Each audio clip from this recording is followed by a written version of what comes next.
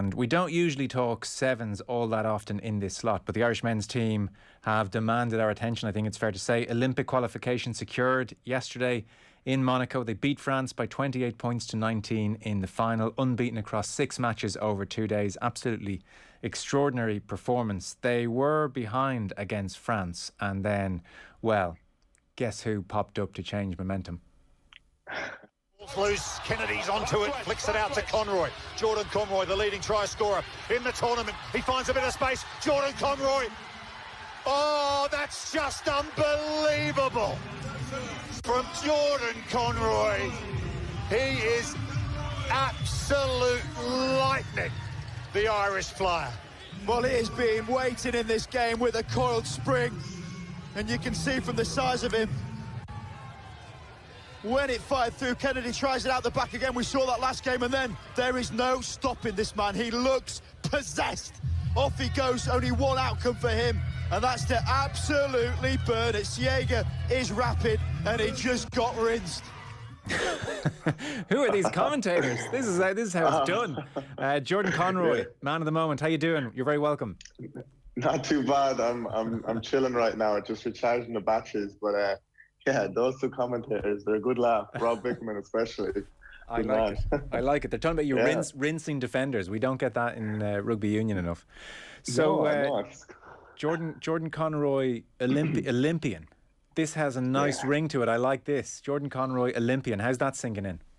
I mean, it's just about kind of sinking in right now. Like after 24 hours, just realizing what we've done. And I'm just kept thinking over and over that, you know, I am an Olympian. And it's just a crazy thought, because I remember watching the 2012 London Olympics when I was doing the athletics, and I just said, oh, if I really put my head down, I could be there. And then just fast forward another 8 years and I'm here playing rugby. So it's just a crazy journey, and it's unbelievable, lads. It's actually unbelievable. A small boy from Tullamore town just in the Olympics now. I mean, what more can you say? Yeah, it is amazing.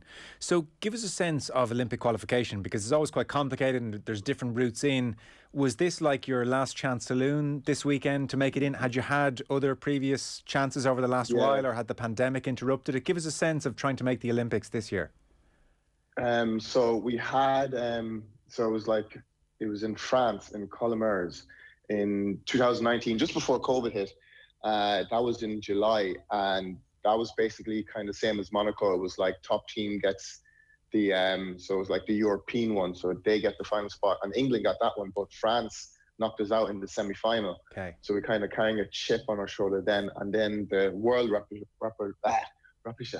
can't even speak anymore. But the world thing in Monaco was literally the last chance for all the countries all over the world. So yeah, it was pretty high pressure. So it was all or nothing there. And this was the last spot. So I mean, it was winner takes all. It wasn't like, oh, you finish tie for third, you get in. This was your only options are win or there's no Olympics. So I mean, like France generally are ranked pretty comfortably ahead of Ireland in sevens. You played them in the final, so you beat Zimbabwe, Mexico, Tonga, Samoa in the pool stages, semi-final against Hong Kong, and then France in the final.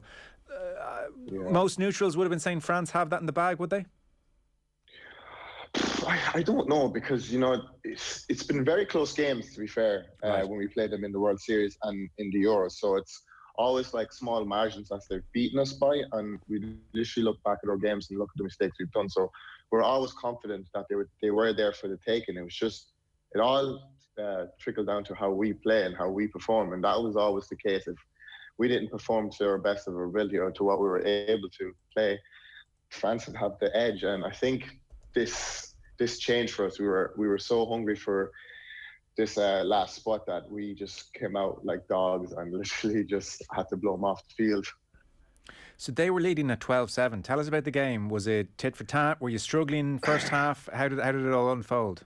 You know what? Like our game was actually pretty decent. You know, we controlled possession for the first 2 to 3 minutes, and then we defended really well for the last 3 to 4. And you know, they did get rewarded after all their hard work. But I think our defense being so good tired them out and kind of left us, you know, confident going into the second half, because it was such a close game. Okay.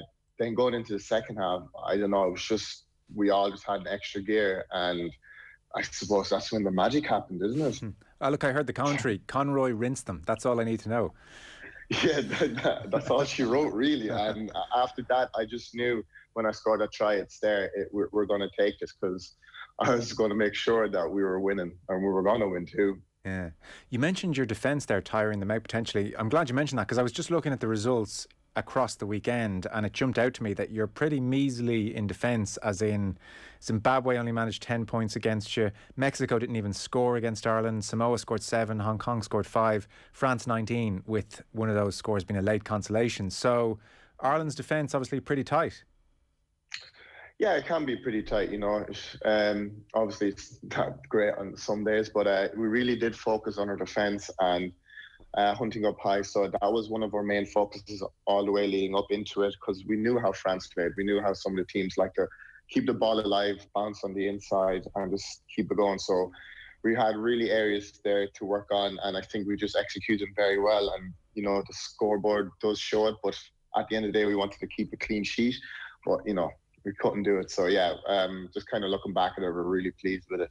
Look, you're continuing the brilliant form. You were 7's Player of the Year, Players Player of the Year last year. You were top scorer. You scored 11 tries over the weekend.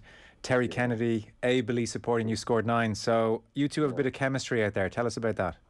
Oh, geez, yeah, it's like we're twin brothers. Like, we just know each other's ins and outs. And we said it again.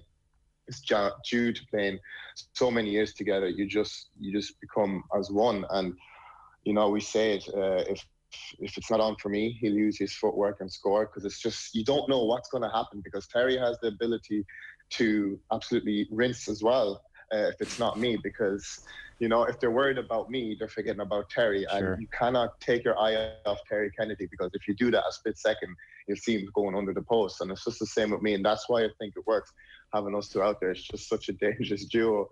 And it just works pretty well, and it's fallen into place after all these years as well. You know, it's after repetition of just playing together and just knowing what works, and we just know it inside out.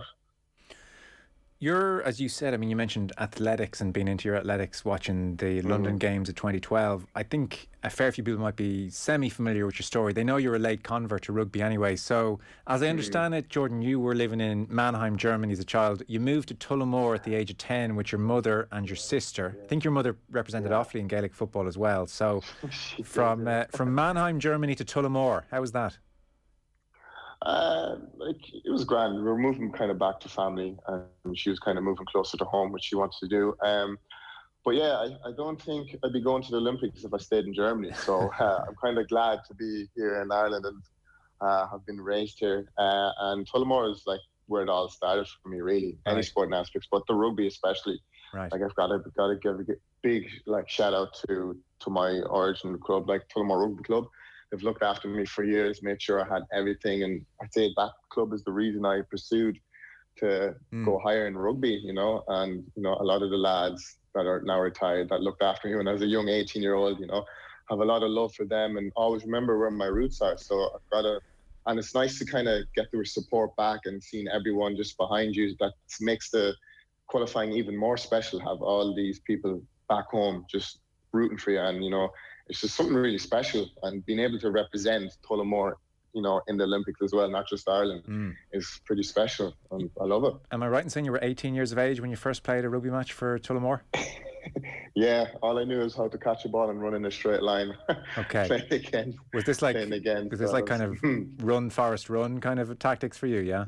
Genuinely, that was it. Like, there was no strategy behind it. There was no, you see a little bit of space, just go for it and hope for the best. There was nothing really, you know, there wasn't really a rugby mind there. So it took quite a while to kind of get used to the game and just to, like, you know, play it properly. Yeah, I'll bet. Your jackal technique on day one wasn't textbook.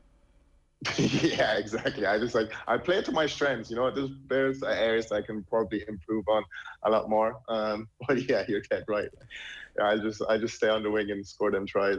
The Irish 7's programme really launched, as we know it now, in 2015, and I saw Harry McNulty, who scored the fourth try yesterday. He's been involved from day one. You haven't been too far behind him, really. I think you first got involved in 2016 territory? Yeah, in February. Yeah, okay. I came in that February. So I think it was 6-7 months when the program was started running, and that's when I came in. So I suppose I can't claim being one of the OGs, as the lads would say it, because, you know, I was a little blown. But yeah, I think it's just like the perfect story for him to like score the final try and to see where he came from where he started. So it's like a little beautiful moment there. But yeah, you know, seeing where we came from all those years ago, it's just I don't know, it just feels special. Well, Harry McNulty's first game, that very first game, was the European Grade C tournament in Bosnia. So the Olympics are a little step up from that. And how were you identified, Jordan? Was it just people recognised you had pace and huge potential and great athleticism, and so did you go on a trial, or how did it all work out for you? My mum wanted me to go for the trials, but I had to play a cup semi-final against Barnhall with Tullamore, so I didn't get to go. But how the story happened was, this is how I found out. I scored a 21-second try when I was with Tullamore. I think it was like 19, and it went up on YouTube, and Joe.ie shared it, whatever, and it was just making around Facebook and so. So good friend and good teammate Foster Horn, Anthony Eddy asked Foster Horn, like, do you know anyone that's, you know, plays rugby and has a bit of speed, a bit of pace? And Foster goes, well, this lad here, Jordan Conroy, I played with him at the Midnight 7's and he scored this try, have a look. And that's where I started from. And I happened to play a rugby match in Lansdowne Road on the Astro, where I live now. And he came and watched me, and I happened to score a try off my own 22. And I got the call up then, and the rest is history. Went up to my first day up in UCD. UCD Bowl, or not UCD Bowl, but out in UCD, and I remember I couldn't string a pass together, and I was like, I'm not going to make this. Honestly not. But you know, they believed in me, they had faith. He must have seen something, and yeah, you know, here I am now. Yeah. So the first two times Anthony Eddy saw you were scoring tries from your own 22. He's thinking, that's all this guy does. Yeah. Basically, yeah. They probably said, we could do something with him, maybe. You know. Well, they were clearly right. I mean, your career in 7's rugby has been off the charts good. I mean, you've just taken to it. What's been the biggest thing you've had to work on then? Is it tactics? Is it your passing? I know obviously 7's isn't as demanding as 15's in that respect. What have you had to do? If I'm going to go from the beginning, so I wasn't a very skillful player, so I had to perfect, you know, because in a game of 7's, passing is a huge aspect of the game. You need to be able to pass off both sides, be able to do it quickly. So the first thing was trying to passing off both sides and perfect that. That took me about 1.5 years. I'm not going to lie. It was a slow process. And how did you work on that, Jordan? Literally, like after every train session, I just spend 5 to 10 minutes just doing passing drills or exercises. Like there was one, I just stand in front of the goalpost, and I was only allowed to move my arms, and I'd have to hit one of the lads in one spot, and I just kept repeating. So it was a lot of repetitions that kind of helped me there. And then again, the tackling needed to be brushed up as well. Well, I'm not saying brushed up, I actually need to improve a lot, because I was still kind of all new to this and haven't played the game in a lot. So tackling had to be done, and it was all just extras after training. And just at the end of the day, it's what you do off the pitch that makes you look good on the pitch. So putting in those extra few minutes after training every day, you know, they tend to build up and just made the player I am today. So yeah, but I still do it after each change. We spend 5-10 minutes doing our lineouts, doing our passing, doing our tackling, because, you know, no one's perfect, and in order to, you know, keep on top of your craft, you need to always practice. Because I've read a few pieces about you, and they always describe you as confident. But the hard working aspect maybe is underplayed as well. If that's, you know, that's how you turn into the confident type, I guess, is all the hard work. Yeah, that's, you know, I want to back up that confidence with like a good base of hard work. I wouldn't boast about anything unless I've worked for it really hard. And that's what I kind of want to show, like what hard work does and where it can come. Like, you know, 5 years in the making, nothing but sweat, blood and tears. And we're going to the Olympics now. So obviously I'm going to embrace that and just, you know, let everyone know that, you know, this is what happens when you put your mind to it, and with a great bunch of lads as well. But yeah, I think I've grown into the confidence in the last 2-3 years, just not on the pitch, but as a person as well. And you can see it on my Insta and everything, you know. I don't mind making a fool of myself, giving people a laugh off the pitch as well. So, yeah, it's kind of, I don't know, it's kind of all come together and fallen into place pretty nicely. And, It sure has. It sure has. And so obviously you were athletically gifted and had that speed from day one. Are you faster now than you were 5-6 years ago? Or do you work on your speed as well, or does that kind of look after itself? Do you know, it's different when you're on a grass pitch, but I think I probably am the fastest I am now. Well, probably before Corona, because I put on a bit of weight, but I've lost it all now and I'm kind of back to where I am. I'm supposed to be running. Yeah, I was a bit worried during that, but everyone goes through it. Sorry, hang on here. How much weight did you put on during COVID? Oh, God, right. So the last game I played was in Vancouver in 2019 February. So I was 87 kg. Okay. And we came, so that was February, March, April, May. So we came back in August, and I was, that's just so bad. I was 95 kg. I was 95 kg, yeah. And then I kept losing the keg a month, and I'm at a comfortable 90 now. So you're still fighting back. And so did you just, for COVID, say, right, I'm going to go into my bunker here and play PlayStation? Is that what you did? Genuinely, that's as bad as it was, because the 4 months, it was basically no training, no nothing. So I was literally like a hermit. And I have a serious addiction when it comes to playing PlayStation.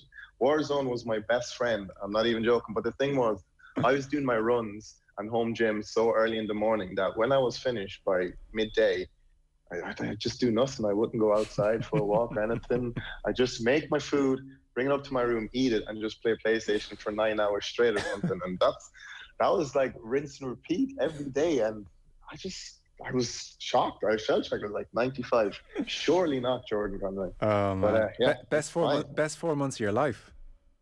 Yeah, I was gaming every day. I had nothing to do. I was like, I might as well cherish this, because when we get back, it's going to be torture. I know I'm going to be coughing up a lung or something. Yeah. So it wasn't pretty. I was just going to say, I'd say losing that weight was no fun. No, because, it had me doubtful at times, because I wasn't hitting my top speed. I wasn't as agile as I was, and I was just kind of getting into my head. I was like, am I going to get this back?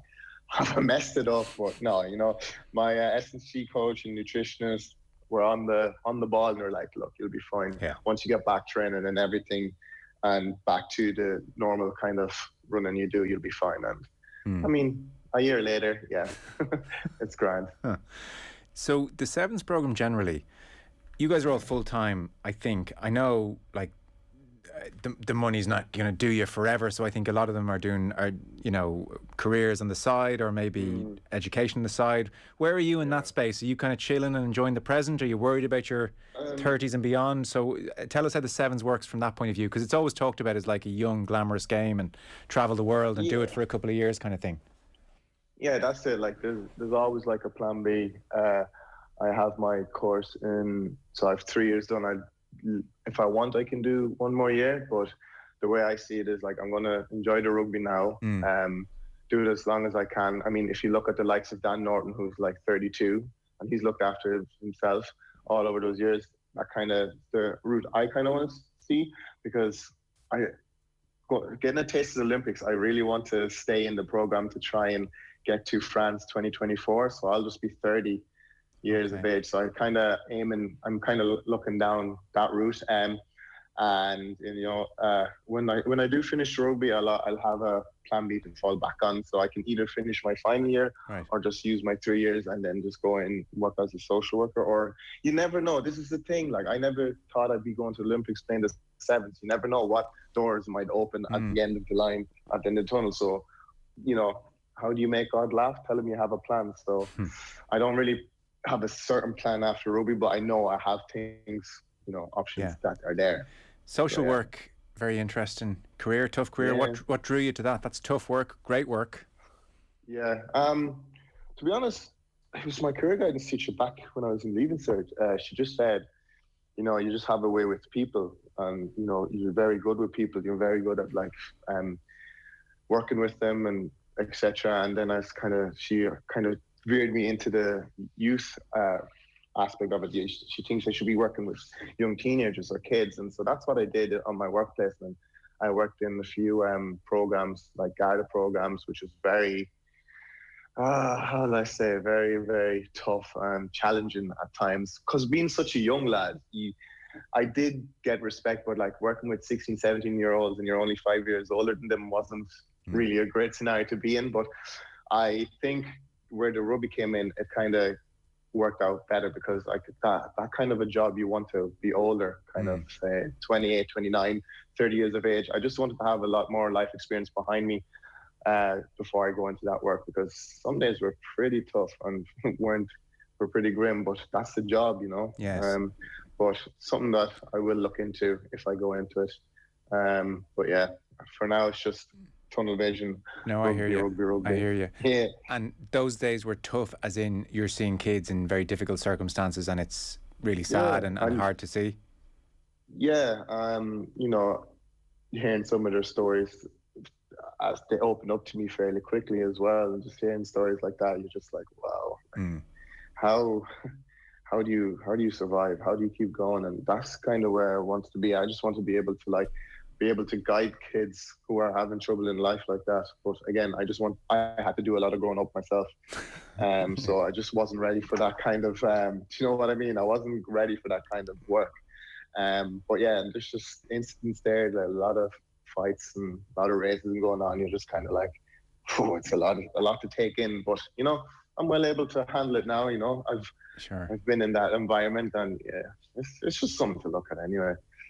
Yeah, well, hopefully it's a few years away yet, and like you said, maybe this day and age, modern S&C players can go that bit longer. Who was the player you mentioned who's still going at 32? Dan Norton. Dan Norton. He didn't put on 10 kgs in lockdown is the only thing, but... No, he didn't. He looked after himself. See, that's the wisdom there. When I'm his age, I'll know not to do it again if we ever head into a pandemic. There'll be no war zone and no pizzas. Don't say if we head into it again. I don't think we could take it, could we? Yeah, touch wood. Oh, man. I don't mean that. So, the Olympics then, we have, of the 12, New Zealand, shocker, New Zealand, top of the pile, Fiji, South Africa, USA, Japan, Argentina, Australia, Canada, Britain, Kenya, so like South Korea, and now Ireland. So what's a realistic ambition for people who haven't watched much 7's and they kind of think, oh, if you don't win a medal, you're nobody? What would be a good Olympics for Ireland, Jordan, or is it hard to say? Well, it wouldn't be hard to say. For us, obviously, we're going to go in with a winning mentality, and wouldn't even say top 3, but I'd love to say we're going for gold. That's the end goal. I mean, you know, qualifying for the Olympics is one job, but, you know, we're going into that tournament looking to win as well. I mean, we've played I don't think we've played, but we've played most of the big teams in there, and we know what to expect from these teams. So it's not like we're going in and we've never played and we don't know what to expect. We know what to expect, and we have a game plan for each, and it's just up to us to execute that plan. So, I mean, of course, you know, going for gold would be the agenda for us. Yeah. Okay. And for anyone that's watching, you just get behind us. Well, listen, I mean, we love a bandwagon. Don't worry, we'll be there. Rugby. Look, I mean, it's right. Rugby and Off the Ball is with thanks to Vodafone, official sponsor of the Irish rugby team of us, everyone in. We're talking to Jordan Conroy, who's going to the Olympics, which is very nice news. There's a YouTube comment in from a Conor Hegarty saying, Jordan, my man, congratulations, representing everyone in Tullamore. No way, that's my good school friend. Hego, if you're listening, big shout out to you. I hope you're doing well. He's a teacher, teaching the young kids. He's teaching young kids of the future. Okay. Well, he's watching on YouTube and he's saying, good man, representing Tullamore. And then Hannah in Naas asked the key question, would Jordan consider following Greg O'Shea's footsteps and going on Love Island? No, not really. Love Island has been there, done that, you know, so we don't need another copy in there. And I'm just happy to stay with the rugby and focus on the Olympic goals. That's all that was in my head. Greg O'Shea was fun, though. I'm sure. Greg O'Shea was a late call-up, wasn't he? He wasn't expecting to be in Monaco. I saw him saying on the pitch afterwards, and then he got the call. Yeah, you know, just certain things happen, and he got his opportunity, which I'm absolutely delighted with. He was there when we qualified for the World Series in Hong Kong, and I felt it was only right that he got the same opportunities we did and qualifying for the Olympics, and he had a major part to play in, and I'm absolutely delighted. Me and my mother were very close, so I couldn't have asked for a better 10, and he put in a major shift, and hopefully that proves why he should be selected more often and never not to be picked again. And Jordan, sorry, I don't want to put you on the spot here. With the Olympics, will everybody that is part of the 7's programme get to go, or will there be like a limit on the squad and some people will have to stay at home, or is that decided yet? Yeah, it's you can only bring a squad of 12. Right. You can bring a squad of 13, but only 12 get selected. So, I mean, I'm not saying there's still spots up for grabs, okay. And how many guys would be kind of in contention or looking to get into that 12 or 13? All of them. I mean, and how many? I know. That's it. I'd say 20. Okay, so there'd be 20 of us. Plenty of competition. Yeah, and that's what was said. We'll get the job done, and then when we come back, going to the Olympics, there's again spots open, and who says my spot's guaranteed? I'm not saying that it will be, but I'm going to train my hardest in the next 2-3 weeks, to make sure I'm on that plane to Tokyo. Yeah, for sure. So that 20, you guys working together is it the high performance unit that you train in? High performance out in Abbottstown, okay. Out where the 15s train, where we train, so yeah, right. That's our home. So you're a tight unit. You're out there most days? Yeah, 4 days a week, if it's weekends as well. Been there the last year and a half, so it's out there every morning and home every evening, and rinse and repeat, as I said. But they're gorgeous facilities. I love training there, especially on the cold days in winter when you get to go indoor on the 4G pitch. Oh, it's heaven. I'm not even joking. as opposed to outside at the Aviva on the 3G there, Yeah, genuinely. Those, I call them days the trenches. They made us the players we are today, made us hardy, Okay, but so you're going to go soft in that high performance unit indoors. You need to get you outside in the winter. Yeah, but it makes sense because you got to see the kind of conditions we play in. We don't play in rain anymore. We're playing 35 degrees, sunshine. So you need a dry ball. But yeah, it's fine. Well, listen, there's loads of messages coming in saying congratulations, and it's obviously, I mean, for you and for the guys who've been there a long time, it's been a long old road, and for Irish 7's, men's 7's to reach the Olympics is fantastic. So the very best of luck. Enjoy the next couple of weeks. Enjoy all the hype and the excitement and the well wishes, and then give him hell out in Tokyo. Hope it goes great for you. Will do. Appreciate it. Thanks so much for having me on. No, pleasure. Pleasure's ours. Jordan Conroy, thanks so much. And I should let you know as well, before we take an ad break, that we have commentary rights for 9 upcoming British and Irish Lions Tour of South Africa matches here in Off the Ball, which is great news. We've got a brilliant commentary team lined up. We're going to kick it off this Saturday against Japan, the Lions versus Japan. So Lions commentary right the way through the tour here in Off the Ball, and our coverage is brought to you in association with Vodafone, lead partner of the British and Irish Lions. So happy to make that announcement for sure. Let me check the football before I go to an ad break for you. Nothing much happening. 0-0 between Finland and Belgium. 0-0 between Russia and Denmark. Meanwhile, in the League of Ireland, we're 0-0 between Bohs and Shamrock Rovers. These games kicked off 7:45, so about to go half time. Bohs and Shamrock Rovers 0-0. Longford Town 1, Waterford 1. St Pat's are 1-0 up at home to Finn Harps. Dundalk, Vinnie Perth back in charge, 1-0 up away to Drogheda, and 0-0 between Derry and Sligo. Monday Night Rugby on Off the Ball. With Vodafone, official sponsors of the Irish rugby team. Team of us. Everyone in.